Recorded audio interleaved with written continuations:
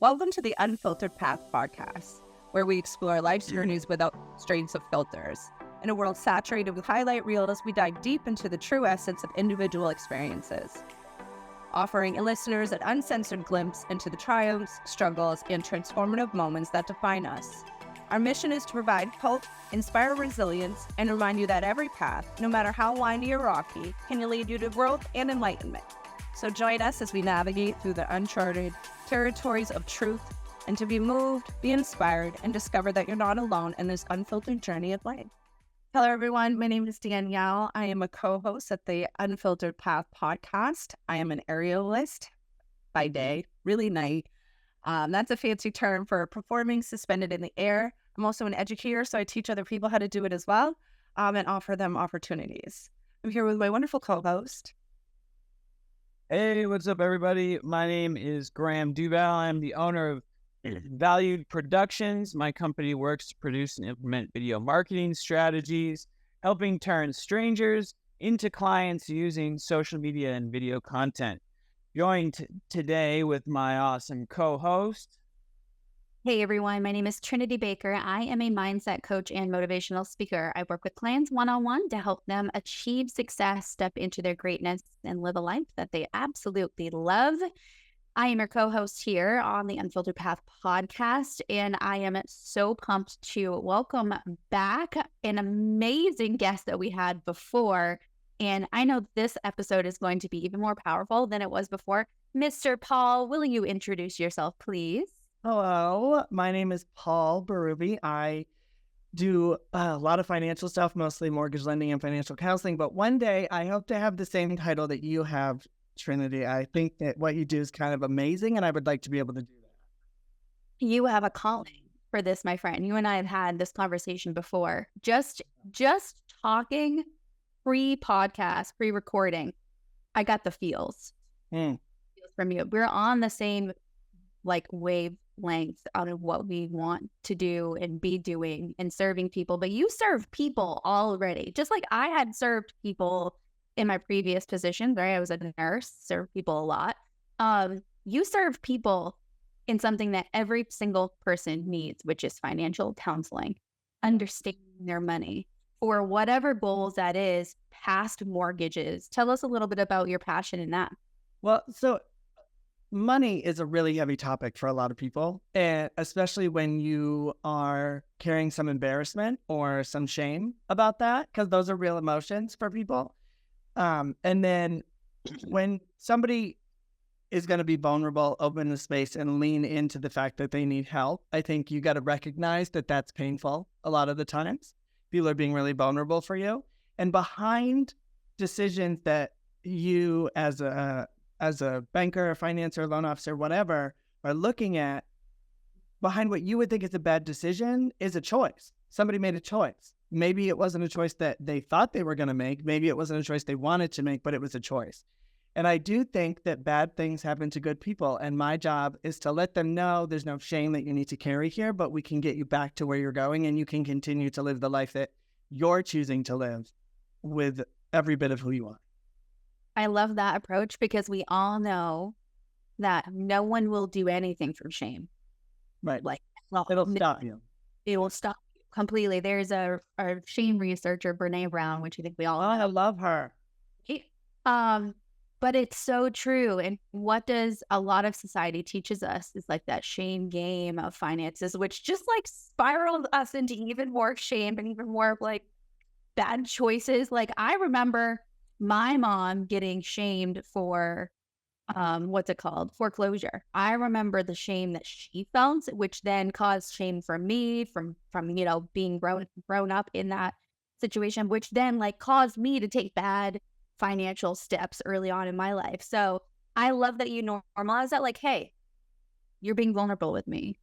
Let's fix it. Yeah, I think it's about meeting people where they are and showing up. And a lot of times, in any situation, I have a friend who recently went through a pretty devastating loss in their life. And people were like, I feel like saying I'm sorry isn't right. It's not enough. What do I say? What do I do? And I'm like, you know what? Sometimes you just have to show up and sit in that uncomfortableness But what I've also learned, and you brought it up a second ago, and it just had a light bulb moment to me. The shame that people feel, like around foreclosure, around whatever, a lot of that is self-inflicted. We're projecting what other people think, but it's not really what they're thinking, because the truth is most people don't think about you as much as you think they do. But, that happens a lot, I think. I remember when you were on here last time, really like having that onion effect of how you are like Trinity in terms of being more of a mentor in your field than a servicer, Yeah. and an educator, and that matters to you. So it's kind of cool to see you feel more confident in that decision, because I sort of remember seeing you like unravel your mind to that awareness. So it's pretty cool. Yeah. There's so much shame with money.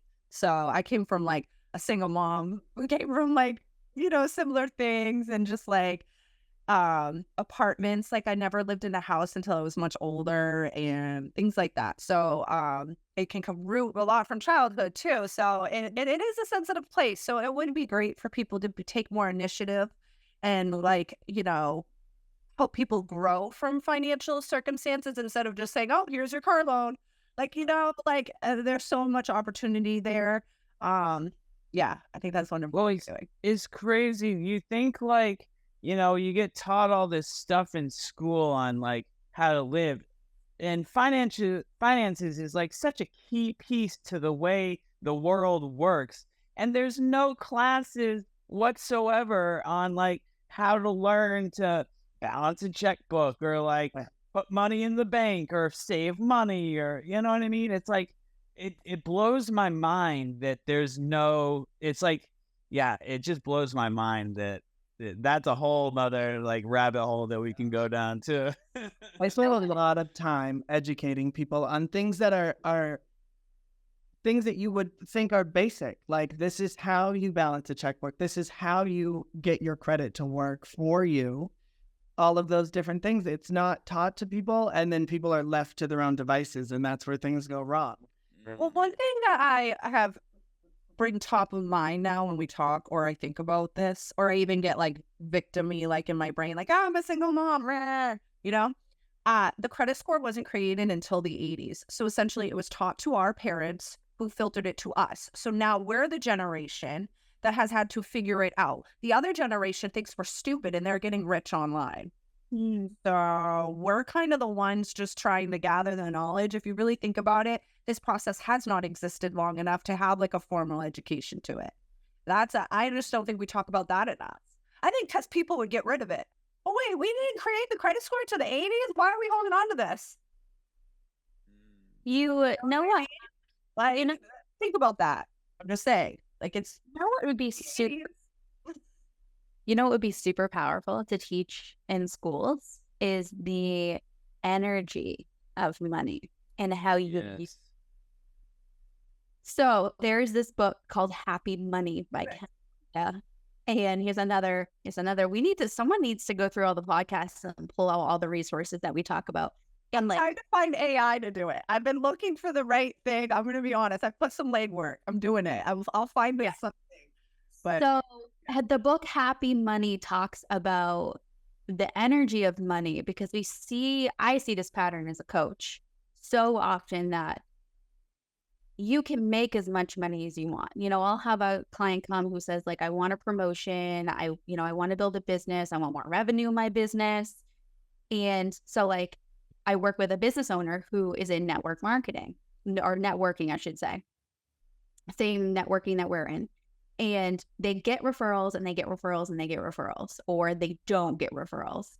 And either way, it ends up in no additional revenue. Some way, somehow, that person is blocking this. And so I'm like, all right, I don't even need to do like business coaching with you at this point. Like, we have to get rid of the negative mindsets and beliefs that you have about money and change the frequency that you're actually using your money and accepting your money. And as soon as we did that really deep, tough work, because all of these limiting beliefs come from our childhood, from things we're taught. So we all have traumas and stuff that is like related to that. Once we did that, that client was able to close client after client after client and referral after referral. And it's just so cool, because like that's where you see like the monetary results of the work that you're doing that's not monetary, right? The mindset work's not monetary work. I'm not teaching people how to use money. I'm teaching them to like eradicate the beliefs that are holding you back. And every single one's different. You reprogram people. It's a beautiful thing. And I love that you get to witness physics at its best, or, you know, I don't know how to explain that, like the awareness of energy and how it works, and, you know, our journey to understanding that. That's cool that you get to see that prove over and over again through other people. Yeah. Just to give a small example in my little world, when people think climbing, they think it's all arm, they think it's impossible, they think they have to be a man, and really it's part pull up, part tuck, and then the legs pushing up. So it's actually 3 elements all together making it happen. I just love showing people that it's not what they think it is, and it's so much easier if you know the technique to do it. That's what that kind of reminds me of. Like, there's always that niche somewhere. I could use you. I feel like Paul said earlier about like, oh, I got to be a victim for 3 minutes, you know, and it was just a beautiful thing to hear, because sometimes I do, especially with money, I feel kind of just like in time, or I'm burnt out, like, because I am wearing so many hats, like 2 kids, an LLC, I'm in school, I have this and other things. So it's just like a lot. And sometimes I feel like I go right to that, like, meh. To normalize that victim mentality for a second. Because like, even just as a mindset coach, a motivational speaker, I'll get up on stage, I'll work with clients and tell you exactly what you need to do, but I still get in that victim mode for a hot second. Like, but I think we need to normalize the process, just like Paul was talking about. Paul, do you want to talk about that? Yeah. So I think there's kind of 2 parts of it for me. One of it is, especially when you're doing something new or you're trying something new, or you move into something that you've earned, imposter syndrome is a real friggin' thing. That is something that everybody deals with, because I can look around and see what everybody else is doing and be like, they got this. This is so easy for them. They're thinking the same thing about me. I'm not thinking it about me, but they are. So I think it's about owning the power in that situation. But yesterday, and I would say that usually I'm pretty like level. I can usually get myself through things and understand that emotions is more of a tool of telling me I'm in the right spot, I'm not in the right spot. But something popped up that would have been a really awesome opportunity, and I was really excited about it. And then it took a left, and I wasn't part of the left turn. And I, instead of being able to be like, okay, well, that sucks, but maybe this isn't the lane that the universe is trying to take me down, I decided to kick and scream and have a pity party for myself for 2 or 3 hours. And then I find the easiest way for me to process through emotion a lot of the times is to walk, because I'm burning energy, and it gives my mind something to do while I'm processing through it. And as I was doing that yesterday, I realized that I'm making something about me that isn't actually about me. It has nothing to personally do with me, but I'm making it that way. And because I'm making that way, I'm lowering my vibration and what I'm able to accomplish and what I'm able to do, because I'm stuck in this spiral. And until I could see that for myself and knock myself back to center, I couldn't get out of it. And I think a lot of people get stuck in that spiral, and then you accomplish nothing. But what I also learned about it is it's a choice. Everything that you do all day long is a choice, whether you're conscious of the choice or, in that case, not conscious of the choice. It's a choice. And the choice that you make is going to affect the next 5 decisions that you make in that day. And that day turns into another day, which turns into another week, which turns into another month.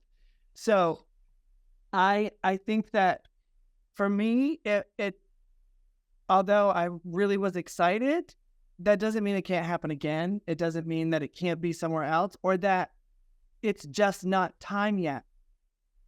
And I got stuck there, but I was able to get myself out. But it took me all day to get there.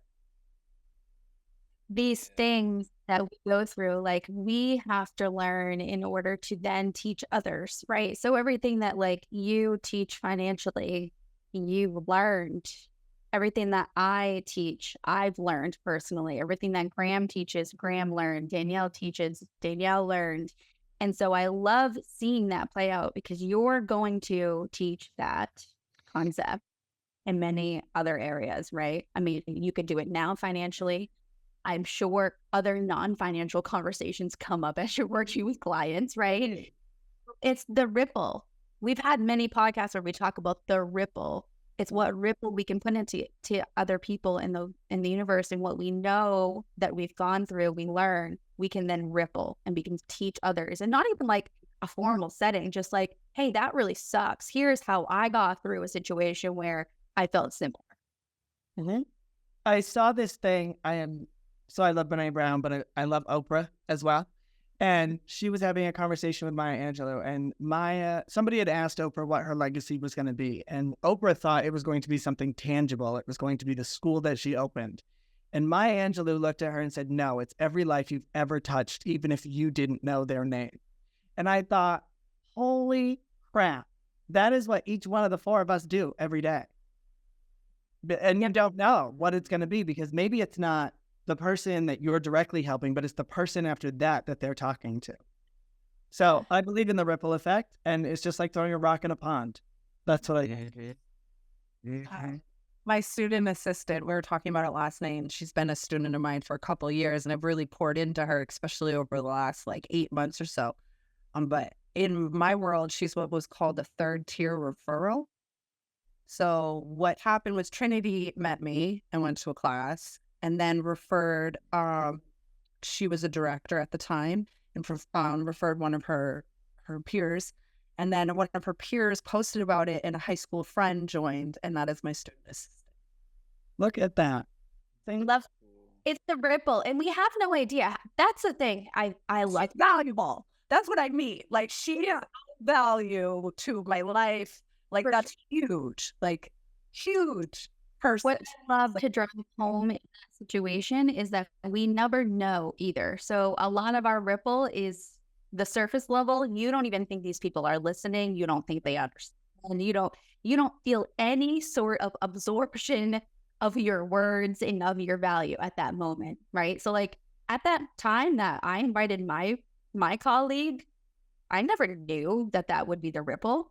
I didn't know till just now what that ripple was, and now seeing it. And how many, that was years ago, right? So I love that, and keeping that in mind, just knowing that we are power. We do have energies and vibes, and the only thing we control, like Paul said, the only thing we can control is our energy, our vibe, the way we perceive things, the way we think about things. And that literally is the entire direction of your life. You have a choice.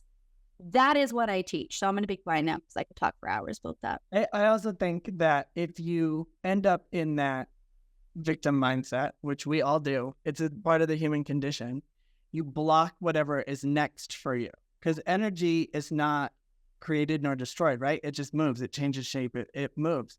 But if you're blocking that, then you're spending more time looking in the rearview mirror than you are looking forward. And you're not going to get anywhere. Can I insert a Tupac song, please? No, I'm not going to rap it. But he has a song called Rearview Mirror. Sorry. Oh, then you're going to rap. I was ready. Honest. Oh, it's a thing. And you're right. And I love how you refer to it as the human condition. Because right now I'm reading the laws of human nature, and there are just kind of belief holes responses to life. And we're all that person. It's so more self-reading than understanding other people's behavior. So I love that you worded it like that. It is a condition that we're all, overcoming, or in some variation or another, just like addiction. I no longer see myself or specific people as addicts. It's we just know what my thing was. We just openly talk about what I went through. Other people, the addictions are every day, everywhere, every choice, and the strangest thing. So now it's you just don't know what that person's thing is. Right. Yeah. I was on a walk. I do that a lot. I was on a walk this summer, and they were talking about heartbreak and going through heartbreak.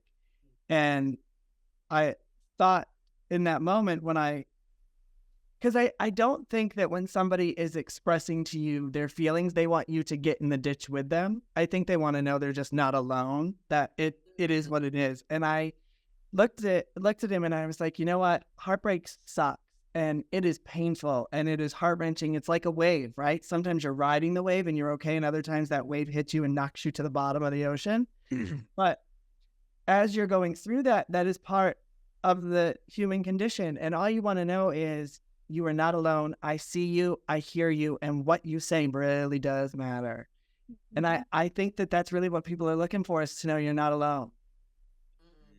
Especially in those moments, because those moments are vulnerability, right? Like, I remember when I first started doing videos, doing reels, that is vulnerability at its finest. Okay. So like, we talk about being bold, open, and honest with your thoughts, what you're passionate about, that doesn't resonate with anyone and everyone. Like, I'm not going out and posting videos about a social gathering I went to and drinks with friends. And like, this stuff that we're talking about is really vulnerable, touchy stuff. So I remember tapping into Graham a lot for that reassurance that like, this is what you're meant to do. There's a reason why you're here and you're using this platform to do that.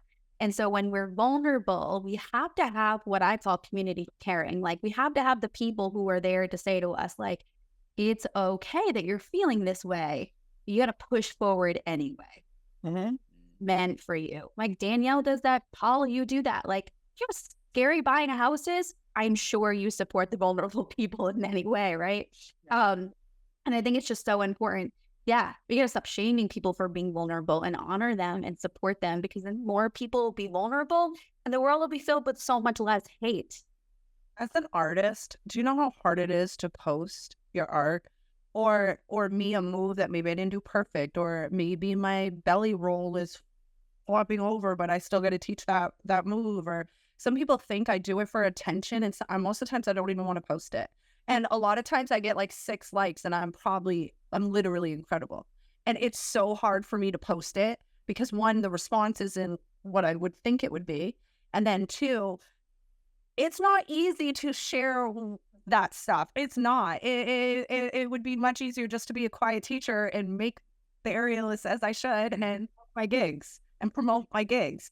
But to share myself constantly in that position as I learn, sharing I'm in school, like, people assume it to be of a place of ego, and it's not. It's like exhausting for me. And it's so vulnerable, and I just have to keep doing it anyways because I am a business. And yeah, so I just wanted to like touch point on that. Like, I remember saying to one of my, like, he's like a famous artist. I'm like, if you just sat around for part of your day every day just liking artist stuff, like nameless people you don't even know, you're doing the world service. He goes, I do. And I do too. I am that girl. You can count on me cheering. If I am on your media, like, unless the algorithm is being really rude, I'm there. And I really am. So I take time to actually be a fan of people that are in my field, or especially artists. Like, if people are sharing their art, whether it's music, paint, whatever, if they're putting themselves out there, I will literally put a star emoji, comment, like I take time out, and I actually put that in my life. I think more people should. You said a couple of things there that you said it, and it was such a powerful moment where you like breezed right over it. And part of it was, you said it wasn't what I expected.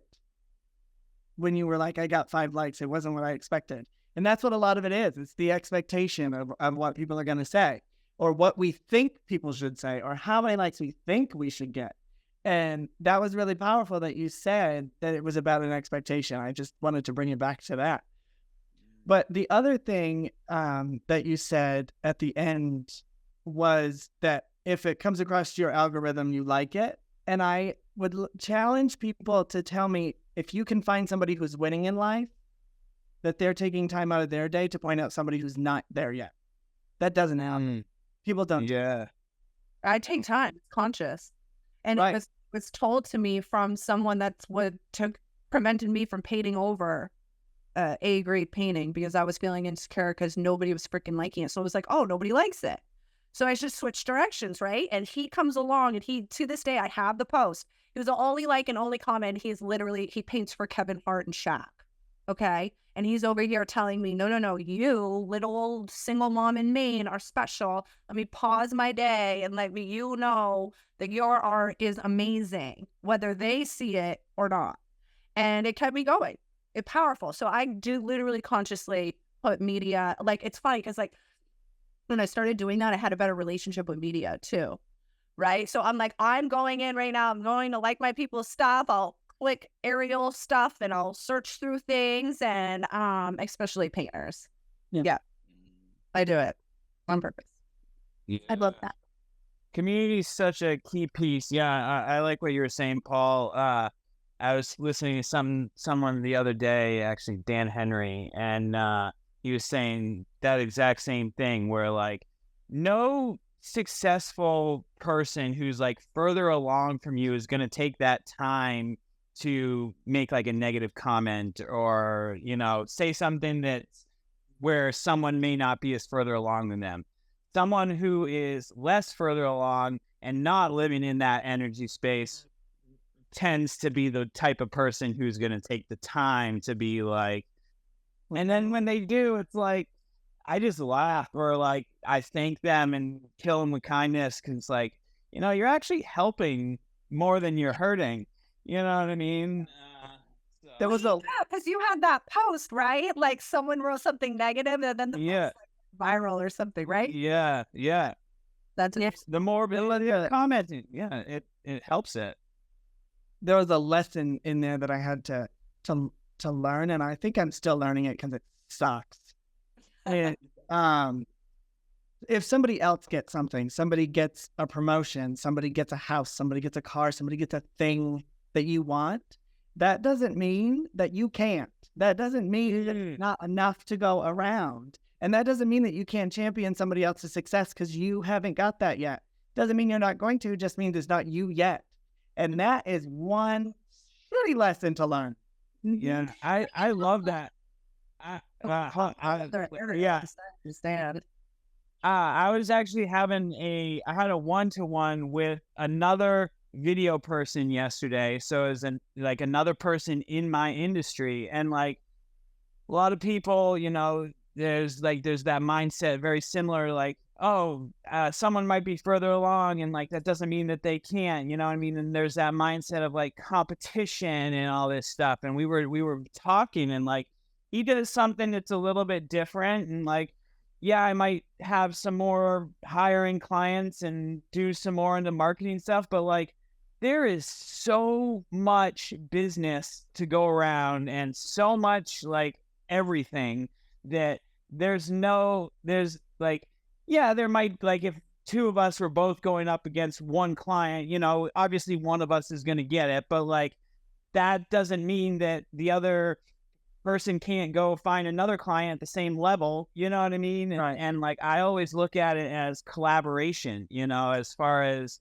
especially people in the same industry, that there's so much collaboration opportunities out there versus competition, that there's plenty of pie to go around. I think authenticity plays a big part into that too. Right. If you're authentic, I think that people gravitate to that. Sorry, Trinity. You're good. So true. And when you talk about, Paul, when you said like the other person is getting something that you want and it's constantly being put in your face, whether it be like the same person or different people, right? So like, say you want to get married and you're like, just keep seeing all these engagement posts. Say you want to buy a house and you keep seeing everyone else buy a house, but you can't. What I've been taught, and I'm still becoming the student of, so yes, Paul, I agree with you, but I've gotten better at it. And this is what's really helped me and helped many of my clients, is when those things are being put in front of you, it's the universe showing you that's possible. And you need to celebrate the hell out of that person in that circumstance and have no negative energy around it, because that's how you attract even quicker. And so when I see people who are like, you know, super successful coaches traveling the world, motivational speaking, I want to say, oh my gosh, I can't wait till that's me. That's my negative thinking about it, right? And instead I say, wow, how amazing is it that the universe gives me this person to see that it's possible. I get to see where they go, how they do it, how they live.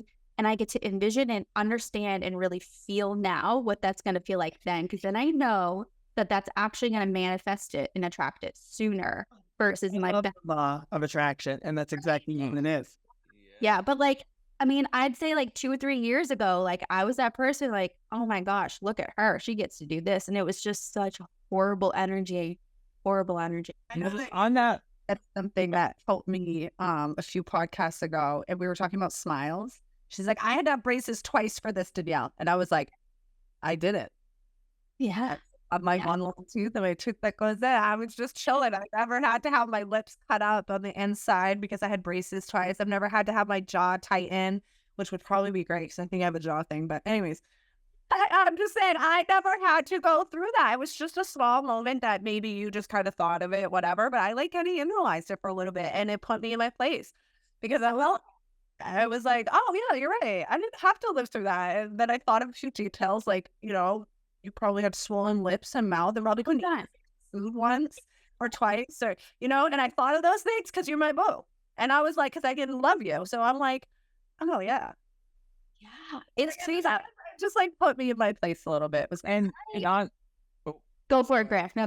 Go. I was just going to say, I was like on that law of attraction side of things, like bringing it back to the financial side, like I was listening to something on that and like, the mistake that a lot of people make is that like when they're in debt and they're, they're trying to get out of it or like work towards that house or whatever the goal is, they focus on, and I'm guilty of this myself too, is like focusing on that debt because that's actually going to attract more things to be in debt. Whereas if you focus on like the energy, like we were talking about money and energy, like the actual, like the positive side of it, you're going to get out of it easier. I think a lot of people too, especially with money, they think that money is an object and money buys things. And yes, that is true. But ultimately what money does is it's a tool, right? It buys you time because time is not something that you get back. So this is what it is. But like I pay somebody to do my lawn because I don't want to do it. And I get to spend that time doing something I like. So everybody does that in a different way. But people view money more as like, I need to collect it. I need to have it. I need to hoard it. And it's more about how can you use money as a tool to live a more full life that you decide is your life. Heck yeah. And I think too, like even being in a little bit of debt can even help with that. You know what I mean? Because like, I know there's some things with me that like I've bought time back, but it's also, I have a little bit of debt because of, but I'm able to do a lot of things because of it. You know what I mean? And like, I just keep working towards, getting that down, but like, that's whatever, it's part of it, and everything else keeps growing, so, and I think that's a mistake too, that like you can use even debt and money as a tool to get more things, like I can't tell you how many clients that like, or prospects even when I have sales meetings, like, oh, I don't want to ever be in debt. I'm like, well, you're talking marketing here. And this is like an ideal thing that you can actually use that debt tool to get more money, pay it off, and then fund yourself even more. I'm like, but whatever. There's a really successful coach who teaches women about money. And her name is Amanda Francis. And what she says in her book, Rich AF, is that debt is just a choice to pay something off over time. And there are certain types of debt that are there to be used as tools. She reflects that. I mean, she is like a billionaire. She was a waitress when she started coaching. She is a billionaire now. And she said one of the best tools that she used was debt. And if she listened to all of the other non-business owners who meant well, but said, you can't do that. You can't take a loan for that or credit card for that or whatever it is for that. She wouldn't have her business today. She wouldn't be able to affect the billions of people that she affects. So Being an entrepreneur is being able to envision imaginary money somewhere around me. Sometimes like a free gig, or when I'm training at home and nobody sees all that, like all those. I just envision the imaginary money around me. Like that's like level 1 of understanding energy. We got through that part at least. What I get is Rich Dad Poor Dad really explained it. Like a lot of Great book. Great book. Amazing book, game changer, right? So it has a lot to do with like the mindset of what that is. And to this day, I still revert back to that, like, childhood or my perceptions of what it is. I had something I wanted to say too. Oh, J.K. Rowling said her debt as a single mom she would never have created the books. If she hadn't been a single mom with not much, she wouldn't have created such a transformative series of books. So I think of that too sometimes, that I wasn't born a rich king for a reason. Like, and so what is that? And like, why would my soul choose this experience to get me where I'm going? And, kind of perceive it on a lighter day. Catch me in a mood, forget it. I know that feeling. But see, the law of attraction, what took me such a long time to learn is it's not just about putting it on a vision board or saying, I always say I want a Buick. I really don't. I just caught that one day in a saying, and I've said it ever since. Even my car now, I'm like, I'm going to go start the Buick. I don't want one. I want you to hear that. But it's not about just envisioning it and seeing it. It's about embracing what that feeling is going to be and living from that point. Yes. That's the only way to get there. But I also think, and this is just me, I don't know if this is a proven thing, but the people that you're around are going to help affect that law of attraction. Mm-hmm. And that is 100%. For me. I'm not saying I'm great at it because it's a work in progress. But that's where I was going with that. Yeah. And that's why I think that the people that are shown before us and are put before us that show us that those things that we want are possibilities, that's really what they're there for, is to allow us to actually say, okay, what does it feel like? And seriously, guys, like, I challenge listeners to even ask those people what it feels like. If you want to have $100,000 in your savings account, I want you to go find the next person that has that, ask them what it feels like. If they're driving a Buick, you should go ask someone what it feels like to drive a Buick. You know what I mean? Like, I think that those people in those situations, that is what they're there for. But society teaches us that we should be jealous and we should resent and we should envy and we should just be negative. And then that just puts us the complete opposite vibe that we need to be. Well, speaking of Buick, the other week ago, maybe 2 weeks ago, my mom called and she was like, hey, come outside. I bought a new car. And I'll be damned if it wasn't a red Buick. You got to be kidding. But for everyone, I had a Buick and I couldn't afford the repairs. And my friend's daughter was like really injured and going through like a healing process. And so I gave it to her for the price of a new phone to start my business. I needed an Apple. So it was a Buick. I loved that car. I like Buicks because they have pretty noses. They're like BMWs, but you can afford them. And the repairs. So slightly. But anyway, so it turned out that Buick turned out to help me in I still don't think I got enough if I'm really thinking about it. However, I built an online website, everything I needed pretty much from that iPhone. I did not have that's crazy. That's how it is. And then her daughter got to all her doctor's appointments and they had $1,000 or whatever it was at the time to fix it. And I just did not have at the time. I love that. There's a channel called The School of Hard Knocks on social media where it's this guy who he's like a younger guy and he just goes around and interviews like millionaires and billionaires and business people and like basically asks them what that question, Trinity, like, what is it like being a billionaire? You know what I mean? What's that biggest piece of financial advice you got? Or, you know what I mean? And it's very inspirational. Like, that's like one of my favorite channels because I'm like watching it. I'm like, that is that feeling that I want. You know what I mean? And I get into it.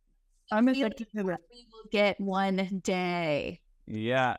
Exactly. I'm addicted to this TikTok channel. I know, TikTok. You could lose an hour or a week. And it's a guy who goes around and interviews older folks that are, in their twilight years. And he asks them, what is the biggest lesson you learned throughout your life? And what does it feel like to be the age that you are? And I would say that each one of them goes back to, it was a life well lived. It was a life on purpose. It was a life that was filled with passion and joy and love. And maybe that didn't look the same for everybody, but that's what it was. And every person's answer of what is your biggest regret is, I wish that I had not cared so much about what other people thought. I want to get there. I really do. But damn, that's hard. It is. It's a work in progress. Maybe I'll do a workshop in the coming months on how to not care what people think. I'm going to do some more personal education on that myself so I can learn the lessons and pass that on, because it is huge. It is 100% huge, and it affects everything that we do. Women will not go swimming because they feel uncomfortable in a bathing suit. I think that was one of the stories I heard that kind of transformed me as a parent. Yeah. Like, she was like, reflecting back, she's like, I wish I would have went to the beach more with my kids. And because she didn't want to wear a bathing. I just remember that story. It was a long time ago, but that stuck out to me. So, yeah, I hope that it's okay. Go. The world will be all right. But think of that. What a small, ego thing. You don't even know the people at the beach, really. It's not like you're wearing a bathing suit and And like Paul said, they're not even thinking about you. No. Most beautiful thing in the world. And I think I hope that our listeners kind of take comfort in all this, that getting those feelings that even just us talking about it, we're in a certain position, hopefully this gives some inspiration to our listeners as far as okay, this is what it feels like to be where we're at right now, whether it's further or less along, we're part of your community that you're listening, and we're cheering you along 100%. This is a place that hopefully you can come every week to kind of get that inspiration to keep on going. And so I want to thank all the listeners for tuning in, and make sure you follow where all the podcasts are hosted, and YouTube and all that good stuff. And my name is actually Graham, one of your co-hosts here, owner of Valüd Productions. You can find me on my website, DALUDproductions.com. Same thing with social media at Valüd Productions. Joined with my awesome co-host today. Hey everyone, Trinity Baker. I'm a mindset coach and motivational speaker. You can find me back on all of your social media platforms, whichever one you love. You can find me, The Trinity Baker. But also go check out my website, thetrinitybaker.com. I've got a brand new revamped website that is easy to use, user-friendly, and has tons of free resources. So if you're wondering what the heck mindset is and how to change it, go visit my website. I'm joined here with my co-host. Hi everyone, my name is Danielle. I am an aerialist. I perform suspended in the air, and I teach other people to do it as well. I also offer opportunities to my aerialists as they come. Sort of a traveling circus school is the way to look at it. We're here with our guests. I'm Paul Berube. Thank you so much for having me. I always love coming to hang out with you guys. I am a financial counselor and a lender, but you can find me on social media, and it is actually just my name, at Paul Berube, on Instagram. Perfect. Paul, it's been a pleasure. Thank you so much for blessing us today. Goodbye, everyone.